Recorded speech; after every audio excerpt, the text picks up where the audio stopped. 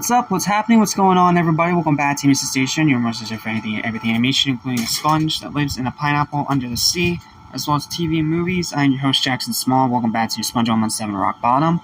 We are at the second to last episode review. There's only one more after this, so let's not waste any time and just get straight into it.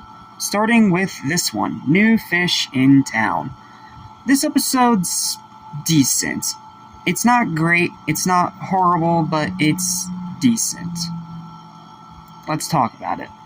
So the plot of the episode is that Patrick rents out his front yard, just because, and this new guy moves in, and Squidward immediately tries to make friends with him, and starts going well until this guy, which I believe his name is Harold, I don't know, editing will correct me later. I'm just going to call him Harold for simplicity, because I don't remember right now. That this guy, Harold, does not like noisy neighbors and pretty much anything having to do with SpongeBob and Patrick. So, Squidward tries to keep Harold at on the property so that they can talk and hang out, and that Squidward has an actual friend. And the two of them do share some really nice moments together. That is until SpongeBob and Patrick ruin it, like they always do. The neighbor finally finds out, and then he suddenly starts growing to love what SpongeBob and Patrick are doing at that moment. Stupid. And the episode ends with all the characters literally diving off a cliff. So, yeah, I don't think it's a bad premise, even though it's not very well explained about why Patrick is renting out his front yard instead of making SpongeBob do it. But this new character, he's nice enough. He's not annoying or boring or anything like that. He's kind of just, he's there. He's a normal guy that just happens to not like what SpongeBob and Patrick are doing, and Squidward keeps trying to keep him from finding out. That way he can have him stay there and, have a friend to help keep his mind off of SpongeBob and Patrick. But SpongeBob and Patrick themselves are extra annoying in this episode, and it can get very tiring.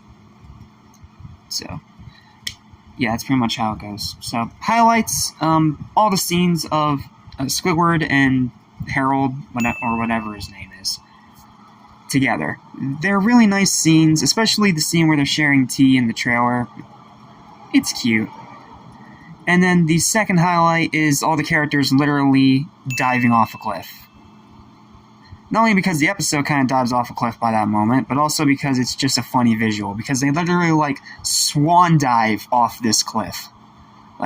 Harold goes, SpongeBob and Patrick go, and then Squidward gives up and ends up just going over with them. It serves no purpose and is kind of just there because they needed some kind of punchline to end the episode on. But to be fair, it's a pretty funny punchline, so I'll give them a little bit of slack.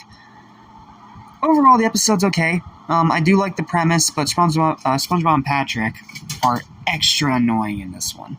So, yeah, make it that what you will. Final verdict is a 6. It's a decent episode.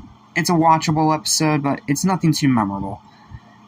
Now let's move on to the average episode with... what was it called again? Love That Squid.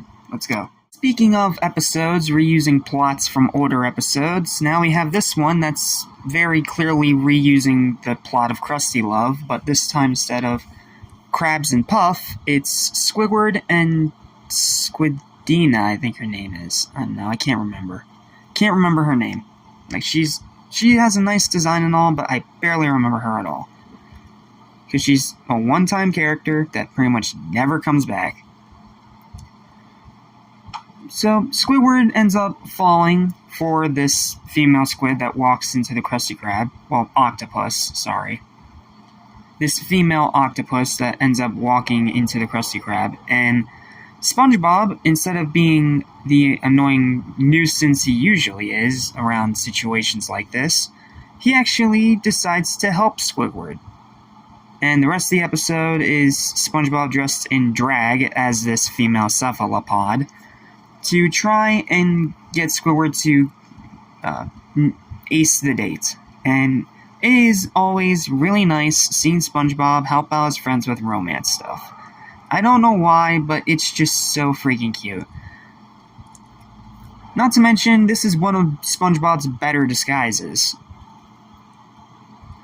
But then the episode kind of derails, and it ends up becoming kind of a Squidward torture porn because SpongeBob, as this female octopus, I keep saying squid, I'm sorry, as this female octopus, keeps being, well, like SpongeBob, like modern SpongeBob, leading up to an ending that is extremely predictable where Squidward snaps, yells at SpongeBob, causes him to cry and run away, but then it turns out that that female octopus is right behind him, and it turns out she actually really likes seeing people yelled at and berated. So, he still manages to get the girl, even after yelling at SpongeBob. And he does have a reason to yell at SpongeBob, but at the same time, it makes the female character just look like a douche. No other word to say it. So, highlights of the episode, all the scenes of SpongeBob and Squidward together. Like from him melting at the sight of the female octopus in the beginning, literally filling the boat that SpongeBob is sitting in. That's a pretty funny visual.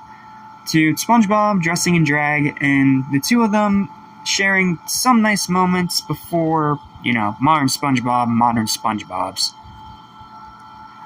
But aside of that, this episode's just okay. It's nowhere near as good as Krusty Love, and this character, it's a one-time thing that never sticks around, so it's not really worth remembering anyway. So, it's an okay episode, it's watchable, but it's not really good at all. Final verdict is a 5 out of 10. It's fine. It's average, it's mediocre, it's okay. Well, that's it. Thank you guys so much for watching. Please don't forget to like, share, and subscribe for more videos like this almost every single day. And I'll see you guys next time for our final episode review of Season 7. And they are 2 episodes that are the 2 stark opposites of what this season did. Of putting out a few really interesting and cool ones every now and then, but also putting out a lot of trash. So, I'll see you guys next time when we conclude SpongeBob Month 7 with the abysmal trash fire that is Big Sister Sam and the hilarious oddity that is perfect chemistry. Until then, thanks for watching, and stay spongy. Lesson how to forget, so listen and you won't regret. Be true to yourself, don't miss your chance, and you won't end up like the fool who ripped his pants.